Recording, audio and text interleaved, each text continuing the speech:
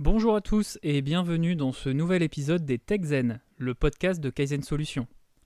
Je suis Jean-Benoît Denis, Data Scientist et responsable du pôle Data et Algo chez Kaizen Solutions. Aujourd'hui, je vous propose un épisode un peu particulier puisque je suis accompagné de Julien Lenormand. Bonjour Julien, je te laisse te présenter. Moi, c'est Julien Lenormand, je suis amateur de bière tout comme JB, mais avant tout et plus professionnellement, expert en Python, conférencier Dev, DevOps et Craft à travers la France, et responsable du pôle de compétences software à Kaizen Solutions. Si j'ai invité notre expert Python aujourd'hui, c'est justement pour parler de gestion de projet en Python. Et j'insiste bien sur cet aspect projet. Alors coder en Python est devenu très courant aujourd'hui. Le langage s'est largement démocratisé et on le trouve partout. Quand on travaille seul sur sa machine, en général, il n'y a pas trop de soucis. On applique les bonnes pratiques, on crée un environnement virtuel avec un pipenf classique pour s'assurer d'avoir un setup propre et bien configuré. Si notre projet dépend de certaines librairies, on passe par un requirement.txt, on utilise pip install et tout est censé fonctionner. Ça, c'est sur le papier. Dans la pratique, il peut y avoir des interdépendances entre les versions des librairies utilisées. Chaque librairie peut en appeler d'autres, nécessitant des versions spécifiques. Et parfois, ça crée des conflits difficiles à résoudre. Débugger ces situations peut vite devenir un casse-tête et prendre beaucoup de temps. Un autre cas fréquent, si on travaille sur différents PC ou lorsqu'on travaille à plusieurs sur le même projet, il arrive que les configurations varient d'une machine à l'autre. Par exemple, est-ce que tous les collaborateurs ont la même version de Python installée ? Si ce n'est pas le cas, cela peut rapidement poser des problèmes de compatibilité et ralentir le travail en équipe. Heureusement, il existe des outils pour simplifier la gestion des projets Python et éviter ces désagréments. Celui dont nous allons parler aujourd'hui, c'est UV. Alors personnellement, j'ai découvert UV il y a peu, lors d'une formation chez Kaizen Solutions intitulée « Comment industrialiser un projet Python ». Depuis, je ne peux plus m'en passer. Je l'applique sur tous mes projets Python, ce qui me garantit un environnement 100% ISO d'une machine à l'autre, et permet à tous les collaborateurs de travailler dans exactement les mêmes conditions que moi. Et je ne vous parle même pas des autres avantages que présente UV, notamment en termes de performance et de rapidité. On va donc vous présenter cet outil en détail. Julien, pour commencer, peux-tu nous expliquer ce qu'est UV ? UV, c'est un outil qui a été créé par la compagnie Astral. Astral, on les connaît déjà pour leur outil Rough, qui justement a été une grande révolution du côté du linting et du formatting. Et justement, en continuant d'utiliser la technologie Rust et en s'inspirant de l'exemple qu'est Cargo pour l'écosystème Rust, mais aussi de NPM côté JS, le but était de créer un nouveau gestionnaire de version pour Python. Et pour cela, ils se sont inspirés de Rai, qui est peut-être connu par certains d'entre vous, et ils l'ont appelé UV. Et sous licence MIT, il est accessible à tout le monde avec justement une très grande accessibilité. Ça a l'air top tout ça. Et concrètement, quel problème vient résoudre UV ? Justement, UV est un compagnon parfait tout le long du développement d'un projet. On commence par initier un projet, on va ensuite ajouter des dépendances, vouloir en enlever, faire des montées de versions, des changements de ces versions, vouloir essayer d'autres choses. Donc ça, c'est pour les dépendances de run, mais on a aussi besoin de dépendances de dev, qui est un autre ensemble et qu'il faut qu'il soit cohérent avec celle de run.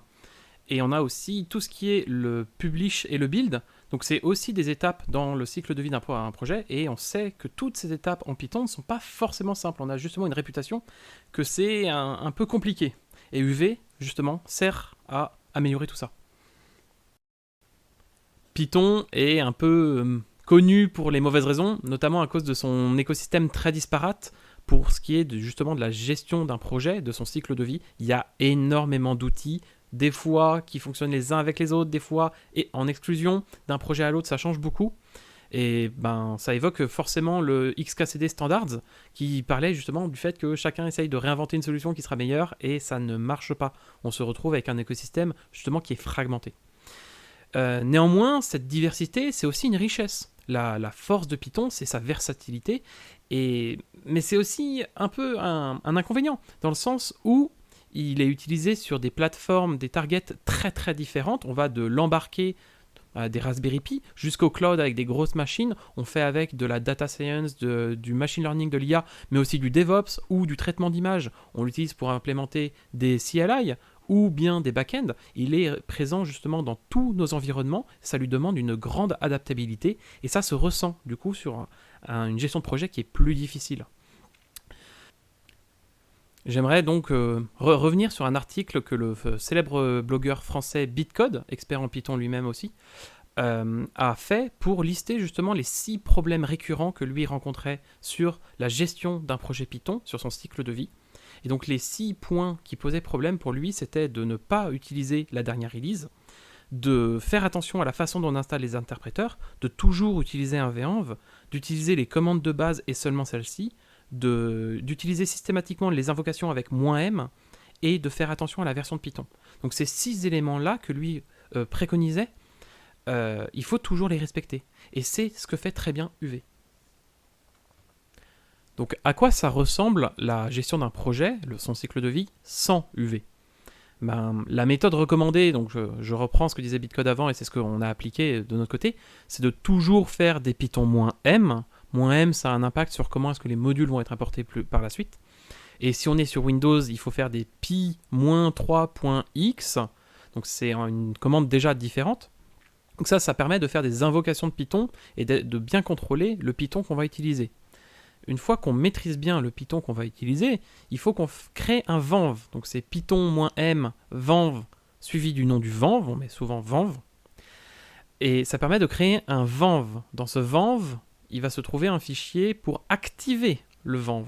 Donc on va sourcer ce fichier, source venv/bin/activate, qui va positionner des variables d'environnement que Python par la suite pourra récupérer pour savoir où se situe l'environnement qu'il faut qu'il utilise. Bien sûr, ça ne marche pas pareil sous Windows où le chemin est différent, où on va en PowerShell par exemple faire source venv/script avec un S majuscule /activate avec un A majuscule .ps1. À partir de là, on n'utilise plus exactement le même Python qu'avant. On utilise le Python du venv, ce qui n'est pas forcément évident. Et donc, en utilisant ce Python, toujours Python-m pip install nanana, on va pouvoir installer des dépendances et ces dépendances seront installées dans le venv. Une fois qu'elles sont installées, on peut faire des Python-m nanana pour lancer notre code. Si on a oublié de noter les dépendances primaires dans le fichier requirements.txt, on peut le générer à partir de ce qui est présent dans l'environnement en faisant un Python-m pip freeze pipe into requirements.txt, ce qui va permettre de collecter les dépendances telles qu'elles existent à ce moment-là sur la machine et de les mettre dans un fichier qu'ensuite on pourra pip install lui-même. Donc tout ça, ça permet en fait c'était les différentes étapes qui permettent d'ajouter des dépendances et de lancer le code avec ces dépendances. Mais il faut bien respecter la chronologie, il faut bien penser à sourcer son venv avant de faire un pip install, sinon on ne va pas installer dans le venv, mais dans celui du système. Il faut bien penser à activer le venv, sinon quand on va lancer le code, il ne trouvera pas ses dépendances. Il faut bien au mieux lister les requirements en amont, mais si on les collecte avec un pip freeze par la suite, il y aura du bruit. Et c'est surtout quand quelqu'un d'autre que nous, que ce soit la CI, que ce soit au moment du déploiement, ou que ce soit un autre collègue, qui va vouloir faire les mêmes étapes, eh bien il y a de fortes chances que cette personne échoue. Qu'elle échoue parce que les requirements ne sont pas cross-platform, ou qu'elle échoue parce que ce sont beaucoup d'étapes, des étapes qui ont une séquentialité et qui peuvent justement, qui sont très promptes aux erreurs. Alors c'est bien lourd tout ça, j'espère que vous avez tous bien suivi. Donc concrètement, qu'est-ce qu'UV peut nous apporter par rapport à ça ? Concrètement, UV permet de changer de paradigme. Au lieu de se préoccuper des primitifs de bas niveau que sont les installations via pip et la gestion des venv et des variables d'environnement, qui sont pourtant cruciales dans les anciens mécanismes, on va avoir au contraire une orientation objectif. Si mon objectif c'est de créer un repo UV init, si je veux ajouter une dépendance à mon projet, UV add. Si je veux lancer le code avec toutes les dépendances qu'il faut, UV run. Et ça change radicalement les choses puisque on n'est plus en train de gérer les fichiers eux-mêmes, on demande à UV de faire les choses pour nous. Et ça marche presque magiquement parce que il existe toujours des venv et des fichiers de requirements, c'est juste qu'ils sont managés par UV. Et il y a des commandes supplémentaires qui permettent de faire, si on le souhaite, explicitement ces commandes. C'est UV sync Sync qui va lui demander de créer un venv et de s'assurer qu'il y a bien tout ce qu'il faut à l'intérieur. Et même avant ça, il y a le UV-lock. UV-lock qui va lui dire, à partir des dépendances qui sont spécifiées dans mon fichier pipeproject.toml, trouve-moi quelles sont les versions concrètes qu'il faut que j'installe pour que tout soit cohérent et stocke-le-moi dans un fichier pour que ce soit parfaitement reproductible dans le temps ou avec d'autres personnes. Et donc, quand on fait un UV-add, UV-run, on ne se préoccupe pas de la tambouille en dessous, juste on apprécie que ça marche très bien. Et en effet, on apprécie bien. Chez un client, on a juste à faire du git clone, UV-sync, et c'est parti, on a exactement ce qu'il faut pour pouvoir bosser. Un des objectifs d'UV étant effectivement d'être déclaratif et exhaustif, on a des log files globaux cross-platform qui permettent de définir exactement toutes les dépendances. UV se contente ensuite d'aller les chercher, de les mettre dans un venv, et ça marche. Ça permet d'avoir de la reproductibilité entre les personnes et même dans le temps d'un projet, de reprendre un vieux projet et d'arriver à le faire fonctionner très rapidement, très facilement. Ça fait vraiment gagner du temps à nos clients. Ouais, c'est top tout ça, mais du coup, quand on arrive sur un projet déjà existant où il y a tout de mise en place, comment faire pour migrer facilement vers UV ? Comme je l'ai dit, UV cherche à être déclaratif et ça passe à travers le pipeproject.toml. Donc c'est un fichier qui est plutôt récent dans l'histoire de Python, mais qui vient justement d'un effort de standardisation entre les différents outils dans lequel on va pouvoir mettre la configuration du projet. De nombreux outils ont commencé à l'utiliser, vous les connaissez peut-être, ce sont un peu les concurrents de UV, Poetry, Hatch, Flint, PDM et bien d'autres. UV en est le digne héritier, il s'en inspire librement et justement en prenant ce qui marche bien. Comment on fait pour migrer ? Il y a surtout 4 questions à se poser. Est-ce qu'on a déjà un pipeproject.toml ou pas ? Si on n'en a pas, il va falloir le créer. La deuxième question, c'est est-ce que les requirements du projet, que ce soit pour le run ou pour le dev, sont déjà définis ? Si on ne l'a pas, il va falloir les collecter, éventuellement faire du ménage, les regrouper. Voilà. Il va falloir être plus clair sur quelles sont nos dépendances. Troisième question, est-ce qu'on a une CI ou pas ? Une CI, c'est un outil extrêmement pratique pour s'assurer de limiter au maximum les régressions et d'automatiser les tâches qui sinon seraient manuelles, fastidieuses et donc souvent oubliées. Et la quatrième question à se poser pour faciliter une migration, c'est est-ce qu'on build et publish nos packages sur des registries, que ce soit PyPy ou des registries internes, ou pas ? Si on ne publish et build pas, ça facilite les choses, il y a sûrement moins de choses à migrer. Si c'est le cas, eh bien il va falloir faire aussi de l'intégration dans le pipeproject.toml pour supporter un build backend particulier. C'est un peu technique, mais c'est rarement le cas. UV gère très bien la back compatibilité sur des projets. Il apporte de nouvelles choses, mais en se basant sur les standards et surtout en ayant prévu justement de cohabiter, voire d'être un chemin de migration, il prend en compte les autres outils. Par exemple, on peut faire UV export pour récupérer un requirements.txt. Donc si on en a besoin pour des raisons de compatibilité, avec UV on peut continuer de l'avoir. Pareil, si on ne veut pas trop changer ses habitudes, il y a une sous-commande de UV, UV pip, qui permet d'avoir accès à plein de commandes de pip et qui permet en fait de commencer légèrement à passer à UV, mais de continuer un petit peu à faire du pip. Néanmoins, du pip managé par UV et qui, du coup, fonctionne quand même avec de bonnes garanties. Sinon, la marche, elle est un peu plus grande. Il va falloir désapprendre pip et possiblement les outils de build associés, setup tools, dist-utils, pour passer à des outils plus modernes, mieux supportés, mais aussi plus efficaces. C'est quelque chose qui est fortement recommandé pour les nouveaux projets, de passer à UV ou en tout cas de passer à des standards modernes. Et si vous voulez vous éviter une partie de ce travail, il y a un outil très pratique qui s'appelle Migrate to UV et qui peut être lancé justement grâce à UV lui-même, UV Tool Run, Migrate to UV, qui se chargera de transformer vos fichiers de configuration de projet d'anciens outils, d'anciennes versions vers UV. Alors en effet, c'est vrai que ça demande un certain travail pour migrer un projet existant, mais ça se fait. Et effectivement, avec ces outils de Migrate to UV, c'est quand même pas mal. Alors tu as parlé d'UV Tool, qu'est-ce qu'il y a justement dans cette caisse à outils de UV ? UV fait tellement de choses. Il s'occupe par exemple du bootstrap de Python lui-même, c'est-à-dire qu'on a souvent besoin d'avoir une version spécifique de Python Comment est-ce qu'on fait pour avoir une version spécifique de Python? Encore une fois, la réponse dépend de l'OS. Et même en fonction de l'OS, ça dépend de votre configuration de votre host, et donc peut-être des contraintes qui sont posées par l'environnement IT tout autour. UV répond à cette question du bootstrap. Il n'y a pas besoin de Python pour lancer UV. Il s'installe très facilement depuis Internet lui-même et se charge ensuite d'installer Python. Et notamment, Astral a repris le stewardship de Python Build Standalone, qui est justement un effort pour la communauté tout entière de pouvoir installer des Python très facilement. Et c'est même presque trop facile.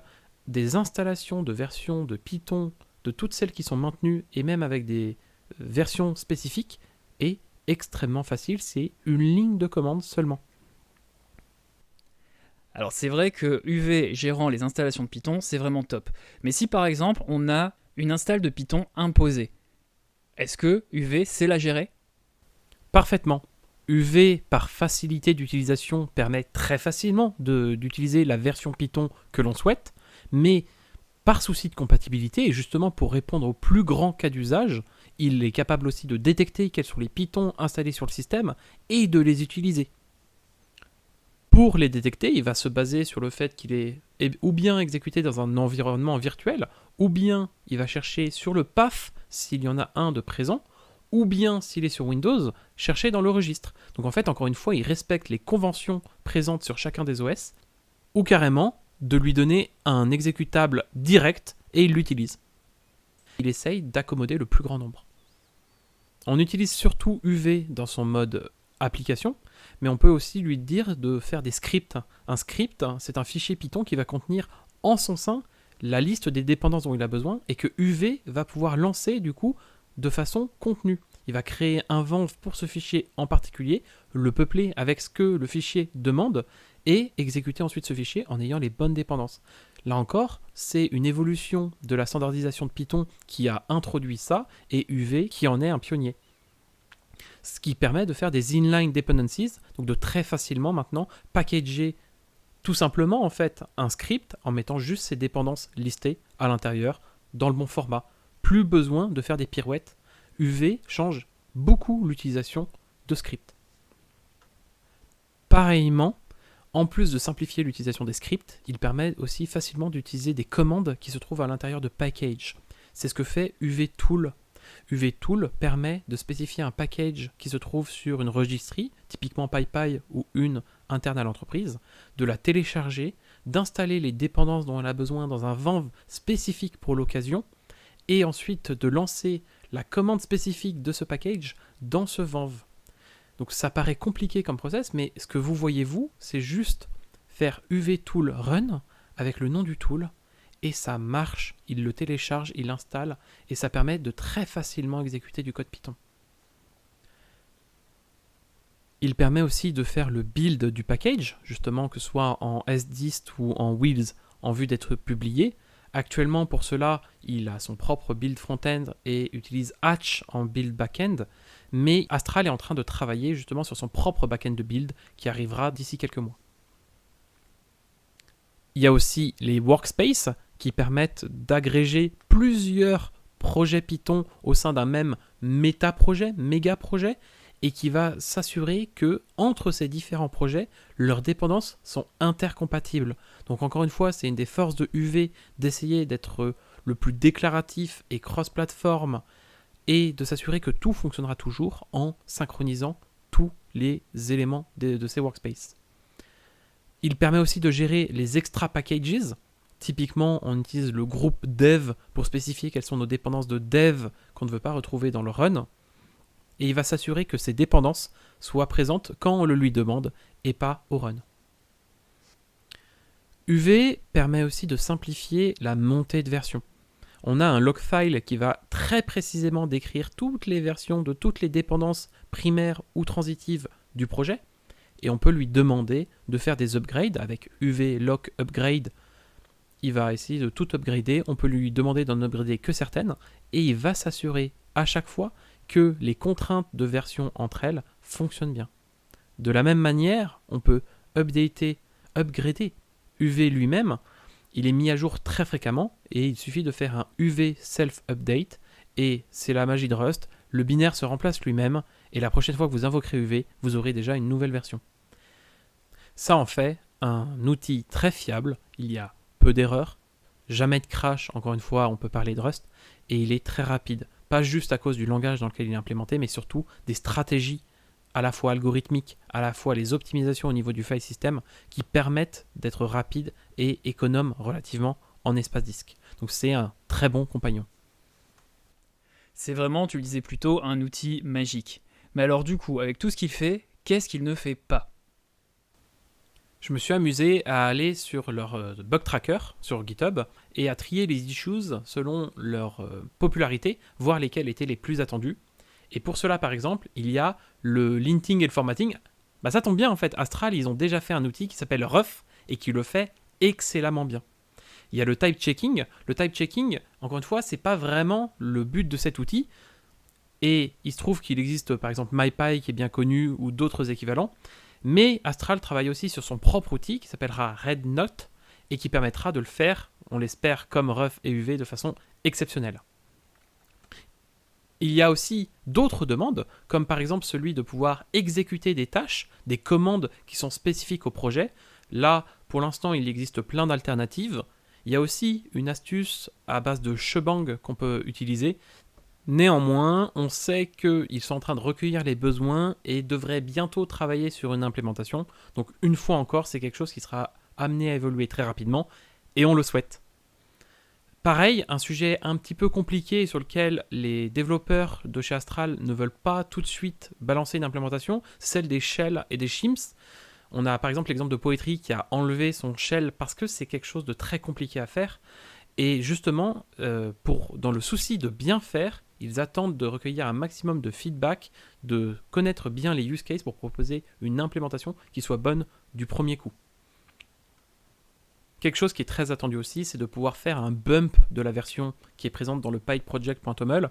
Alors actuellement, on peut le faire avec un UV tool TomlCli, mais c'est pas si pratique. On aimerait bien quand même que UV le fasse et ça devrait arriver. Là encore, on attend. Un outil qui fait autant de choses que UV, néanmoins, ne fait pas tout. Et par exemple, il ne gère pas Conda. C'est pourquoi il y a une surcouche à UV qui n'est pas développée par les mêmes personnes, mais qui se base sur UV, qui s'appelle Pixie, et qui a pour l'ambition d'être le UV même pour Conda. UV est déclaratif et permet de lister justement toutes les dépendances et les dépendances transitives. Néanmoins, il ne procure pas encore des documents tels que le SBOM, le Software Bill of Material, qui permet de faire l'analyse justement de tous les composants, mais il en produit une bonne base à partir du logfile. Pareil, il ne fait pas forcément la gestion du licensing de toutes les dépendances. Encore une fois, il faut avoir recours à des outils tiers. Il n'y a pas non plus d'intégration de cookie cutter ou d'autres mécanismes de template pour créer un projet. Le template de projet qui est fait par le UV-init est plutôt minimal, même si fonctionnel. Mais UV n'est pas non plus complètement magique. Il ne permet pas de corriger les packages qui ont été déjà mal packagés et pushés sur PyPy, que ce soit avec des mauvaises versions ou des choses comme ça. Il ne permet pas de lister pour l'instant et loquer les dépendances de build. Actuellement, on est surtout focusé sur les dépendances de run et de dev, mais il y aura bientôt des choses autour du build. Et enfin, je fais un clin d'œil à Jonathan, il ne résout pas non plus tous les problèmes autour de PyTorch, PyTorch étant un problème en soi. Mais l'outil UV est très bien pour tout le reste. Ok, donc on a vu les points positifs d'UV, les points négatifs d'UV. Donc concrètement, est-ce qu'il faut passer à UV ? Oui, carrément. Là, c'est pas juste moi qui le dis, je vais encore une fois citer bitcode.dev, mais il a fait justement l'utilisation de UV depuis 1 an et en essayant d'être le plus sceptique, et au bout d'1 an, il fait le constat il y a très peu de raisons de ne pas passer à UV, et c'est surtout des questions de legacy, d'être forcé d'utiliser d'autres outils ou de devoir s'intégrer avec d'autres outils, mais aujourd'hui, les avantages de UV sont incomparables. C'est un outil qui fait très bien le boulot, qui est rapide et efficace, clair en cas d'erreur, et en fait, qui fait ce qu'on lui demande, il nous laisse faire notre travail. De plus, la communauté et sa documentation grandit, il couvre justement très bien nos besoins, donc c'est vraiment un bon compagnon. On pourrait se demander si c'est pas trop beau pour être vrai, sachant qu'aujourd'hui on ne sait pas exactement comment Astral compte se financer.